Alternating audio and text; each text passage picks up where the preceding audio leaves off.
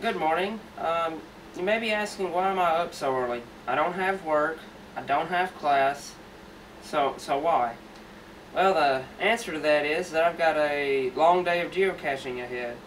Not only am I going to be geocaching, but a friend of mine and myself will actually be placing a cache today, hiding one ourselves. You may also be asking now, what is geocaching? Well, geocaching is a way to spend time with loved ones. It's a way to get out and see things you've never seen. It's exciting. It's fun. It's... My name's Josh. Josh? Okay, Josh, what is geocaching? Not really sure. Okay, have you ever heard of geocaching? I've heard of it, but really don't know what it is. I'm Katie. Hey, Katie, have you ever heard of geocaching? Do you know what geocaching is? No, I have no idea. Perhaps I should try again. Geocaching is basically the 21st century equivalent, high-tech equivalent of scavenger hunting. But it's a little more than scavenger hunting. It's basically a sport to a lot of people. And the concept, basically, there's variations, there's differences in different types of caches, but the concept basically goes that someone will take a small container, maybe even a large container, just depending, and at the very least they'll have a logbook in it for people to sign. It needs to be a waterproof container, especially if it's going to be outside somewhere. And they'll put that logbook in that container, they'll seal the container up, and then they'll find a place to hide it. After they hide it, they then go and post the coordinates online, the GPS coordinates online, for other people to find. And then as people find it, they'll go online, log that they found it, and that's basically how geocaching works. People hide, people find, and it's all through using GPS technology. Like I say, caches can vary widely, but the cache that we're going to place today is just going to be a small cache. It's just going to be a logbook and a piece of paper explaining what geocaching is for people who may find it, if they find it, that aren't geocaching. And that's pretty much what we're going to do today. The items that we'll be using today, and that you should at least have at the least for at least a simple cache with just a logbook, is a small container, a film canister, something like that would be great, but make sure that it's waterproof. And you may be able to find a small waterproof container at a department store or a big store, maybe like Walmart. But I would suggest first looking around your place, maybe looking in storage, maybe your attic, maybe an outbuilding. You never know. You might find something that's waterproof, that's small, and that would be usable. If you don't find something there, I would suggest possibly checking out a Goodwill, or maybe a store like a Goodwill. First of all, with Goodwill, not only is it contributing to a good cause whenever you shop there, but you may be able to find exactly what you need for very cheap. You never know. But if all else fails, there's usually the camping department at Walmart, somewhere like that. You should be able to find something that's waterproof. You'll also need a note, and you can go on to geocaching.com and go on there, and they'll have notes that you can print out that say what's in the container. That way, if someone who's not geocaching finds the container, and they open it and they see what's in or see what it is, then they'll know what it is.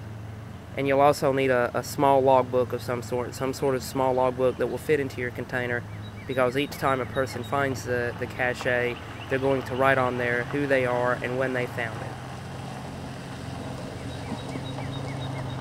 Although caches can be placed pretty much anywhere as long as permission's granted, they can be placed at a natural place, like a lake, or along a wooded trail, somewhere like that. They can even be placed at places like college campuses, such as Western Kentucky University. It has several caches already placed on its campus. They can even be placed in a small public park in town. There's really pretty much anywhere that people can go safely, you can place a cache. One thing you must keep in mind when placing a cache is make sure you have permission first. Make sure you get permission from the property owner or the property manager if it happens to be public property. When scouting out a place for your cache, make sure you take some things into account. Not only do you need permission from the property manager or the property owner, make sure that the place that you're hiding your cache, make sure you take into account the people or the audience that you may be targeting that may find that cache. If you're wanting to place a simple cache or an easy cache, make sure you place it in an easy place or a safe place. A place that may not be safe for everyone, that may be too hard, make sure that you list that when listing it. Make sure that you have the difficulty level where it should be. When you are finding a place, when you are looking for a place, make sure that you find a place that's not too easy to find. Make sure you find a place also that's not too hard to find. And when I say too hard to find, say in the middle of a field and a bunch of brush and a lot of grass. If you just place it out in a field amongst some grass, you might have found something out there amongst the grass, and then you list it and you say it's in a field of grass.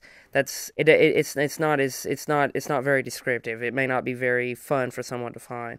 Try to find something like maybe a tree, maybe a log, something that's a little different that you can hide it around. That way, if someone needs a hint or if you decide to put a hint, you can put that. And even if you don't put a hint, it's something that stands out, something that will be worth people finding.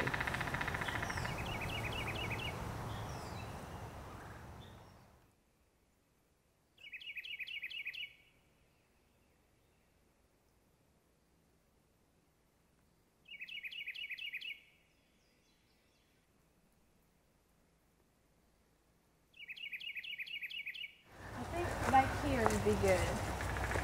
Watch out. Oh yeah. This big hole.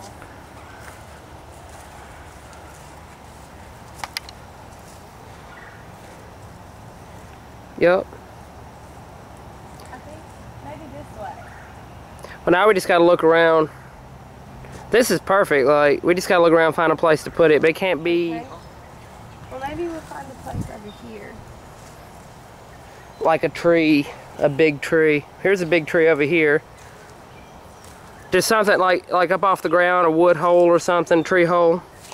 But I don't see anything on this one, not on this side. Let me come around. And we want to try to keep it where it's, you know, still safe for people. This is pretty safe up here, looks like. But yeah, there's nothing on this tree. I don't think.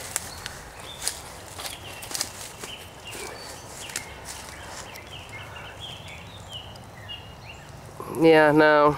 Let's try down here. That big tree in front of you? Yeah. Maybe it has a hole.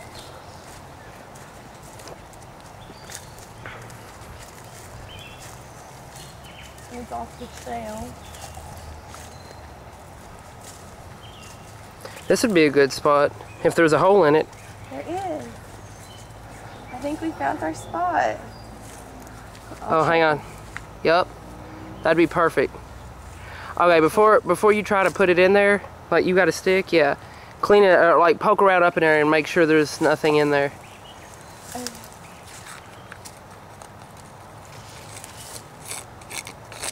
Couple ants. Alright, gonna place it. A place like this is a great place to hide a cache. Now, with the ramp like it is, with the dirt and the mud, and you don't want to try to hide this cache in the dirt or the mud. You can't bury a cache. They won't allow it to be listed on geocaching.com, and it sort of takes the fun away from it. I mean, you can bury pretty much anything anywhere. Once you've placed your cache, be certain to take down the GPS coordinates of where you've hidden the cache at.